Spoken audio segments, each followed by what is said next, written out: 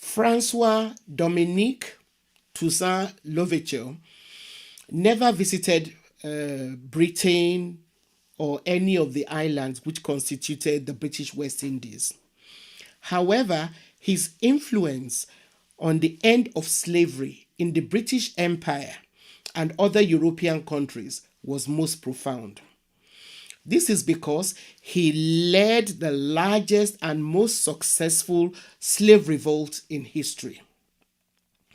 Welcome to another episode of the Sankofa Pan-African series. Please, if you have not yet subscribed, take a moment to do so. Thank you. François Dominique Toussaint, who later adopted the name L'Ouverture, is believed to have been born a slave around 1743 on a plantation in Saint-Domingue. Toussaint's parents were people who had been captured from Africa. Some accounts report that he was educated by a man named Pierre Baptiste, who was a free man. He also received some education from Jesuit missionaries and had medical knowledge based on African and Creole herbal medical techniques. Now, Saint-Domingue, as Haiti was then known, produced coffee, sugar, cocoa, indigo, and was one of the most prosperous colonies in the world. However, the wealth of this colony depended on the blood and sweat of African slaves.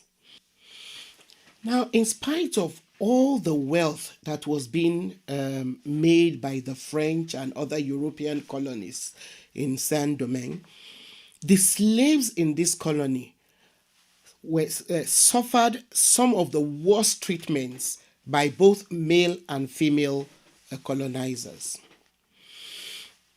An exceptionally intelligent child, François Dominique Toussaint had a good command of French in addition to Creole. He was also well informed about works of Enlightenment thinkers like Abe Renard, who wrote against slavery.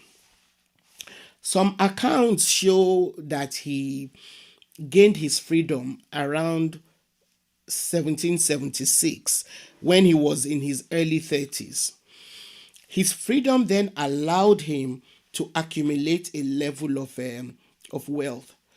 Although some accounts try to deride his accumulation of wealth by saying that he made his fortune by running a plantation with the slaves.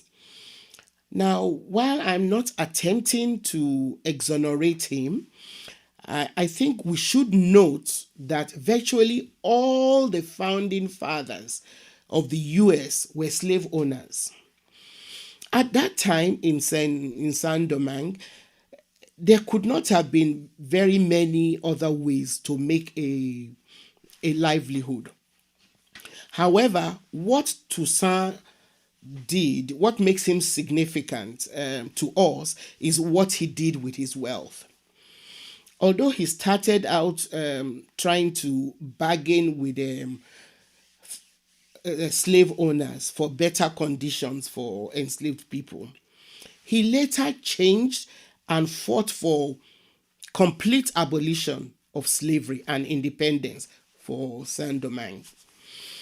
Now, starting around 1789, free people of color in Saint-Domingue, like Toussaint, were inspired by the French Revolution, which was going on in France, to demand freedom for all and equality. By August 1791, slaves who made up the majority of the population on the island carried out a voodoo ceremony to flag off a rebellion. Now, a few weeks after the rebellion started, Toussaint, who was a pragmatic person, joined the rebellion, although by then he was already a free man. He started by serving as a doctor to the rebellious troops. And from this position, he rose to be one of the leaders of the rebellion. He rose to become a significant military leader and adopted the name L'Ouverture, which has been translated into English to mean the person who opened the way. So I think the name must have been significant for him because of what he planned to do with the rest of his life. In order to drive home his point about freedom, L'Ouverture used the same language that the revolutionaries in France were using to insist from the monarchs that they wanted to be treated with equality. So he used the same language that French revolutionaries in France used against the monarchic system to argue for the liberation of his own country. If the French thought equality was a necessity, he insisted that, enslaved people in Saint-Domingue also deserved the same level of equality from their colonizers. So rather than support the call for freedom and equality by the slaves in Saint-Domingue, France decided to send troops to fight the revolutionaries that was by that time being led by Toussaint L'Ouverture. But the French army was soundly defeated. And by the end of 1791, the French were forced to abolish slavery on Saint-Domingue. Now, since Spain, Britain, and other European countries which owned slave colonies had not yet abolished slavery at that time, Toussaint believed that the French revolutionaries in France would help him uphold the freedom that he and his people had gained in Saint-Domingue. And just as he suspected, as soon as the British saw that the French had been defeated in Saint-Domingue, they went all out to try and overtake the colony. Britain invested millions of pounds by sending soldiers to try and capture Saint-Domingue and re-enslave the people. This was in 1793. The attempt ended up in an expensive and most humiliating failure for Britain, whose troops were forced to withdraw in 1798. Toussaint's rebels were able to defeat the British using what historian Sudir Hazar Rising describes as psychological warfare. By defeating the British army, L'Ouverture showed Britain what enslaved people who were determined to fight for their freedom could achieve.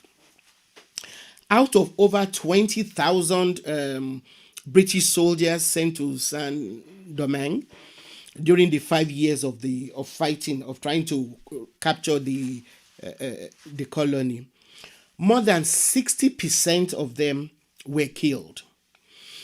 The few who were left, some of the surviving British soldiers, officers, when they returned to Britain, were so overwhelmed by the determination and the way in which the rebels defeated them, that they joined the abolitionist movement, because they were convinced that the slaves who had defeated them deserved to be free.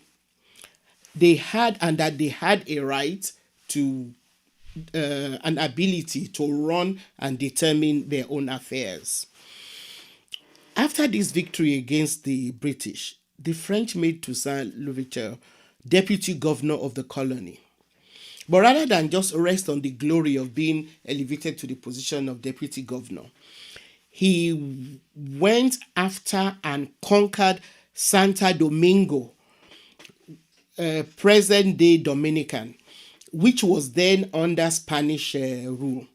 He proceeded on conquering that part of the colony. He proceeded to then ban slavery there as well, as a way of kind of maybe celebrating his victory over the Spaniards. Anyway, the revolt which Toussaint led lasted about 12 years, starting in 1791. It was the most sustained and most successful rebellion, slave rising in any part of the world.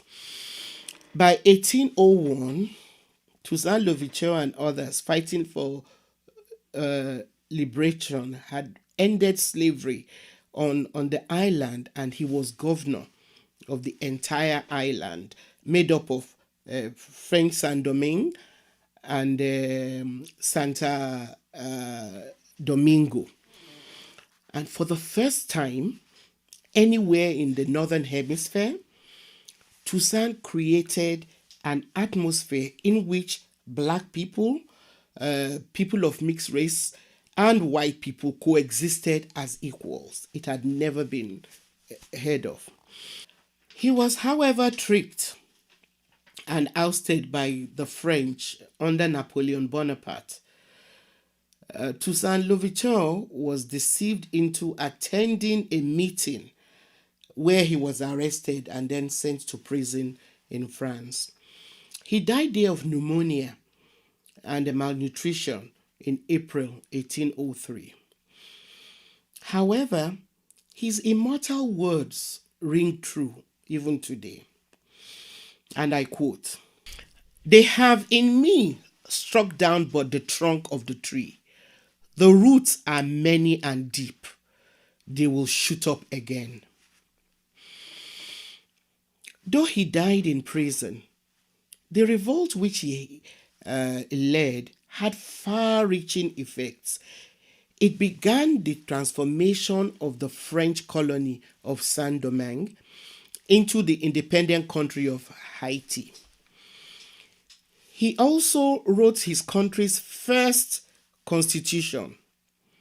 Most significantly, Toussaint Louverture's revolt undermined France as a major slave holding power.